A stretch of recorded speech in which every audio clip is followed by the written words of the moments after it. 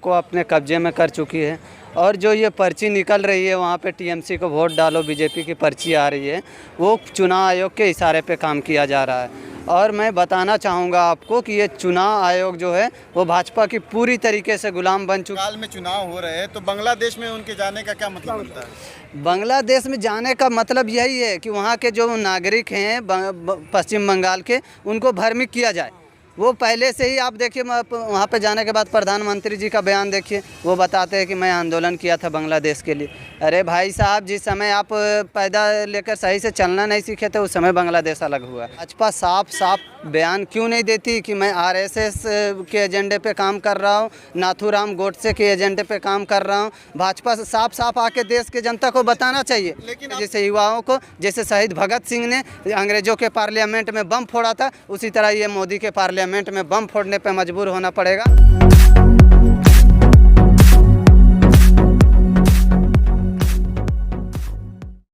देश में हो रही है, इसको आप देख रहे होंगे। आज बंगाल में फर्स्ट चरण का जब वोटिंग हो रहा था, वहाँ पे खबरें आ रही थी कि जो टीएमसी को वोट दे रहे थे तो बीजेपी का पर्ची निकल रहा था। इसको कैसे देखते हैं? देखिए, ये जो सरकार है, ये सरकार बिल्कुल चुनाव आयोग को अपने कब्जे में कर चुकी है। और जो ये पर्ची निकल रही है वहाँ पे टीएमसी को वोट डालो बीजेपी की पर्ची आ रही है, वो चुनाव आयोग के इशारे पे काम किया जा रहा है। और मैं बताना चाहूँगा आपको कि ये चुनाव आयोग जो है वो भाजपा की पूरी तरीके से गुलाम बन चुकी है। आज आप वहाँ पे चुनाव आयोग का देखे होंगे कार्यशैली कैसा रहा। चुनाव आयोग का काम होता है सिर्फ वोटिंग करवाना और वोटिंग की गिनती करवाना। आज वहाँ पे डीसी चेंज किए गए, डीजीपी चेंज किए गए, डीजी चेंज किए गए। इसका मतलब क्या है? आप चुनाव आयोग को क्या बना दिए हैं? आज चुनाव आयोग नहीं रहा है। आज चुनाव आयोग भाजपा की गुलाम बन चुकी है। और मैं कहना चाहूँगा जो केंद्र की मीडिया, जो मीडिया हाउस में बैठे हुए हैं, हाँ, वो जो दिखला रहे हैं कि इतने 200 सीट 202 सीट, वो रियल में भाजपा वहाँ पे लाने वाली नहीं है। अगर वहाँ पे आते ही भाजपा की उतनी सीट तो कहीं ना कहीं चुनाव आयोग का बहुत बड़ा हाथ रहेगा भाजपा को उतनी सीट दिलाने के लिए। लगातार चुनाव आयोग पर भी सवाल उठ रहे हैं, ईवीएम मशीन पे भी आवाज उठ रहे हैं, फिर भी इस तरह के मतलब कि हो जा रहा है। अरे ये तो हमने पहले बताया भैया, हमारे ये हमने पहले बताया। जब देखिए, जब चुनाव आयोग के साथ इस तरह के लगातार आवाज़ उठाए जा रहे हैं, केंद्र सरकार के ऊपर भी ये लगातार आरोप उठाए जा रहे हैं, तो केंद्र सरकार को और चुनाव आयोग को बैठकर एक निर्णय लेनी चाहिए कि इसको बैलेट पेपर को जो ये वोटिंग करवाना चाहिए, ये मशीन हटा देना चाहिए। इनको मशीन से वोटिंग सही नहीं हो रही है। मशीन को कैप्चर कर लिया जाता है, हर 10 किलोमीटर में मशीन का एक ट्रांजैक्शन लगा दिया जाता है। आप मारो यहाँ पे वोट तो चली जाएगी वहाँ पे वोट। ये हाल हो रही है मशीन की। तो चुनाव आयोग पे इस पे विचार विमर्श करना चाहिए और सभी पार्टियों को बैठ के इसका विरोध करके, विपक्ष पार्टियों को, और इसे हटाना चाहिए और बैलेट पेपर से वोटिंग करवानी चाहिए। तभी देश में शांतिपूर्ण तरीके से वोटिंग होगी, अच्छी वोटिंग होगी। लेकिन दूसरे पक्ष का भी हमें खबर आपको बताना चाहूँगा, आपसे सवाल उससे रिलेटेड मैं पूछना चाहूँगा कि शुभेंदु अधिकारी के छोटे भाई थे, उनके ऊपर आरोप लग रहा है कि वो आरोप लगा रहे हैं कि बीजेपी के एक्टिविस्ट लोग हमला किया, उनके गाड़ी के शीशे फोड़ दिए गए। तो कहीं ना कहीं वो टीएमसी पे भी आरोप लगा रहे हैं। नहीं, ये जो आप आरोप लगा रहे हैं ना टीएमसी के ऊपर, ये गलत है।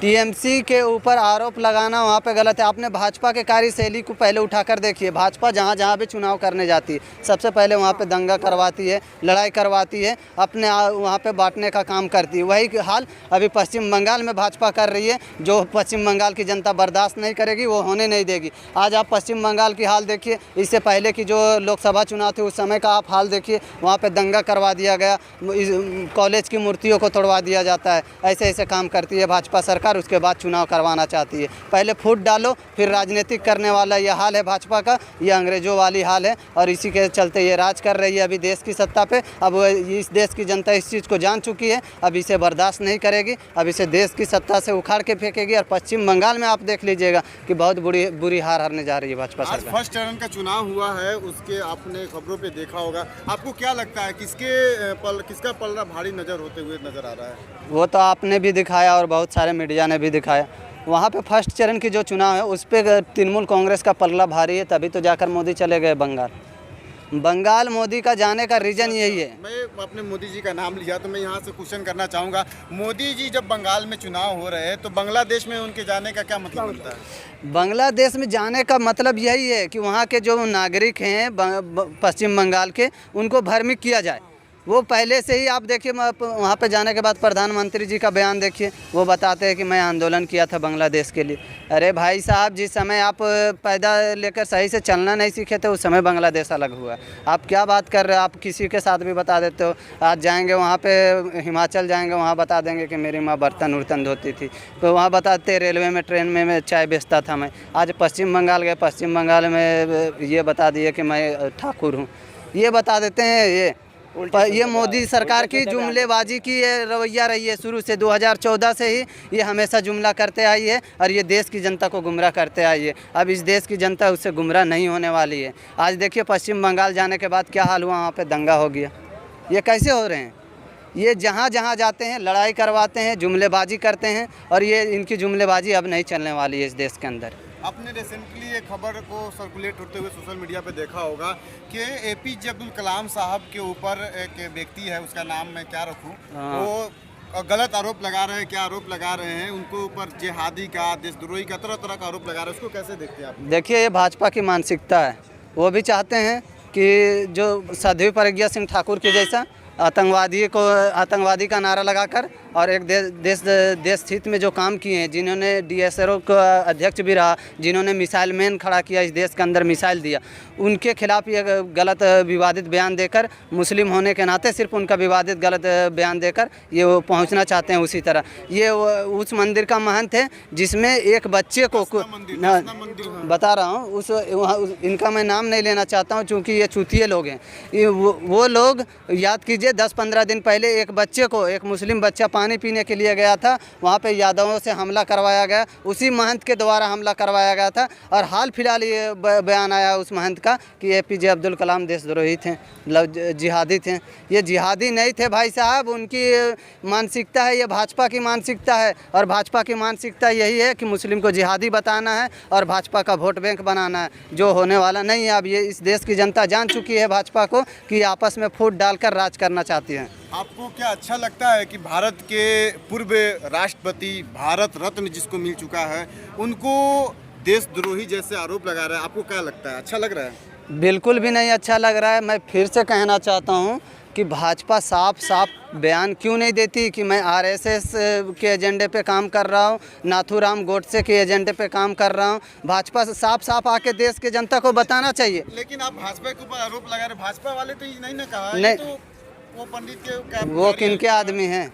वो किनके आदमी? भाजपा के आदमी हैं। वो भाजपा के, देखिए वहाँ के उनकी पर्ची कटी हुई है, ये जिला की सदस्य की पर्ची कटी हुई है भाजपा की। अच्छा, वो भाजपा, हाँ, भाजपा के वो बंदे हैं, तभी तो जाकर ऐसे बयान दे रहे, चाह रहे हैं वो कि मुझे विधानसभा की टिकट मिला आगे का, फिर आगे मुझे मंत्रिमंडल क्लियर हो जाए मेरा। इस तरह के बयान से मुसलमान को नीचे दिखाकर भाजपा की राजनीतिक चमकाने की कोशिश कर रहे हैं। वो होने वाला नहीं है। यूपी की जनता जान चुकी है कि ये लोग दलाल हैं और ये नाथूराम गोडसे के एजेंडे पे काम कर रही है। ये मनुवादी सोच वाले आदमी हैं। ये लोगों से देश नहीं संभलेगा, ये लोग देश को बेच डालेंगे।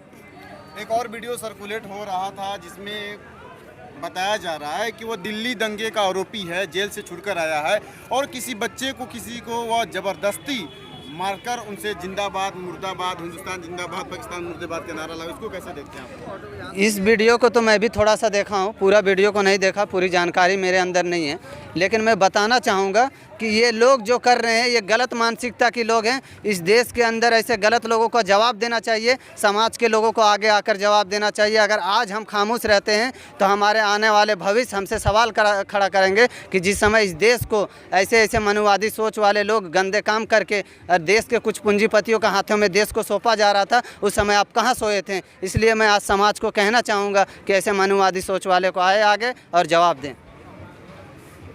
और आखिर में आप देश की जनता से क्या संदेश देना चाहेंगे? एकता के लिए, मोहब्बत के लिए, क्या जिस तरह से नफरत का माहौल बड़ा है?